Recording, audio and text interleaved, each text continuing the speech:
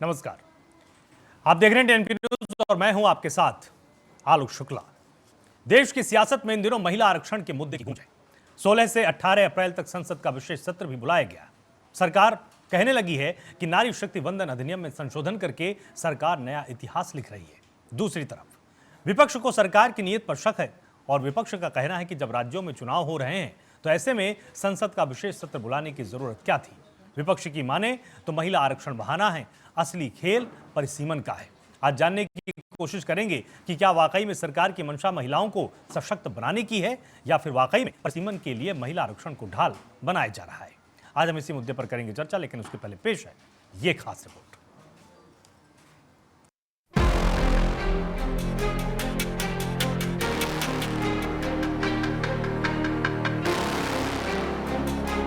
महिला आरक्षण को लेकर सियासत में गदर मची हुई है।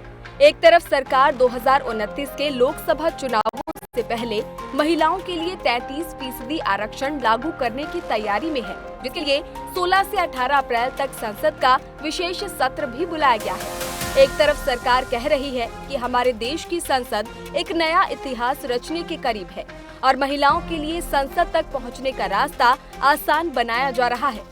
प्रधानमंत्री नरेंद्र मोदी नारी शक्ति वंदन अधिनियम को महिलाओं के जीवन का बड़ा अवसर बता रहे हैं। 2023 में नई संसद में जो नया भवन निर्माण हुआ उसमें हमने नारी शक्ति वंदन अधिनियम के रूप में प्रथम कदम उठाया था। वह समय से लागू हो सके, महिलाओं की भागीदारी हमारे लोकतंत्र को मजबूती दे। पीएम मोदी और बीजेपी सरकार महिलाओं को ताकतवर बनाने की बात कह रही है। दूसरी तरफ कांग्रेस पार्टी को सरकार की मंशा पर शक है। सोनिया गांधी सवाल पूछ रही हैं कि चुनाव प्रचार के बीच सरकार को विशेष सत्र बुलाने की जरूरत क्यों पड़ रही है। सोनिया गांधी दावा कर रही हैं कि असली मुद्दा महिला आरक्षण नहीं बल्कि परिसीमन है। एक अखबार में सोनिया गांधी लिखती हैं, पीएम विपक्षी दलों से उन बिलों का समर्थन करने की अपील कर रही हैं जिन्हें सरकार संसद के विशेष सत्र में जबरदस्ती पास कराना चाहती है। ये सब तब हो रहा है जब तमिलनाडु और पश्चिम बंगाल में चुनाव प्रचार अपने चरम पर है। इस जल्दबाजी का सिर्फ एक ही मकसद राजनीतिक फायदा उठाना है।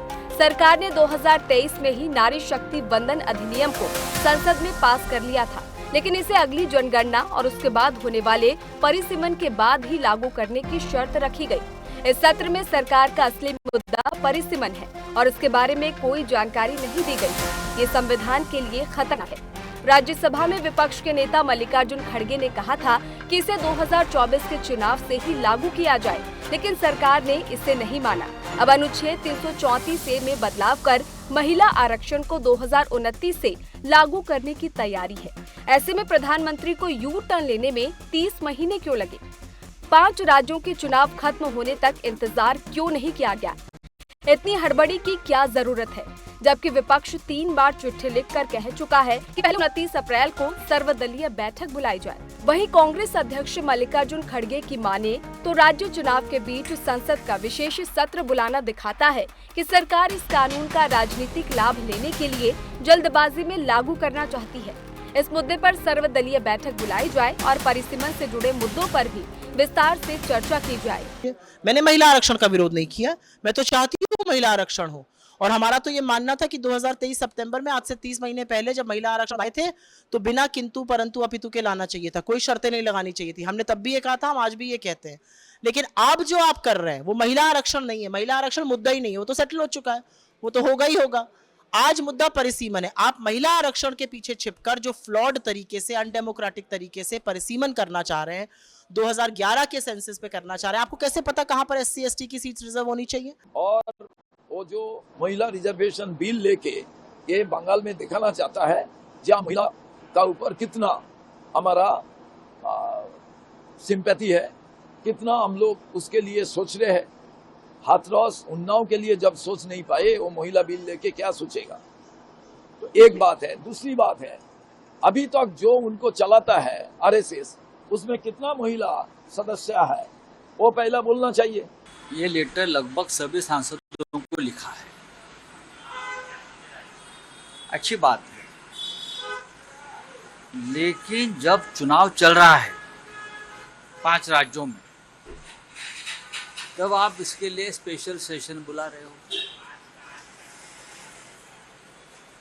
लीडर ऑफ अपोजिशन जो है हमारे खड़गे साहब, उनका कहना है कि चुनाव की प्रक्रिया पूरी होने के बाद आप ऑल पार्टी मीटिंग बुलाइए,